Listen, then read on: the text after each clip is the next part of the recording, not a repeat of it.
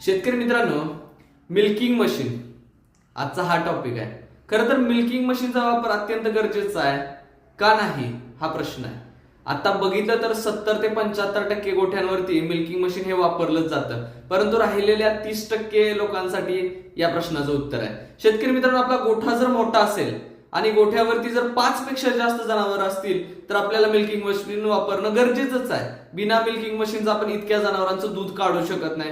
दुसरं, जनावरांचं दूध काढण्याचं एक टायमिंग आहे, 6 ते 7 मिनिटाच्या कालावधीमध्ये जर आपलं दूध पूर्ण काढून होत असेल तर जनावर जास्तीत जास्त दूध देतं। त्याचबरोबर जनावराला येणारे कासेचे आजार सुद्धा कमी होतात। स्वच्छ आणि चांगली जर मिल्किंग मशीन वापरली तर आपल्याला कासेचे आजार पण कमी होतात आणि काम आणि कष्ट आपलं वाचवलं जातं। आपल्या गोठ्यावर जर आपण गडी ठेवला असेल तर तो गडीही निवांतपणे काम करू शकतो।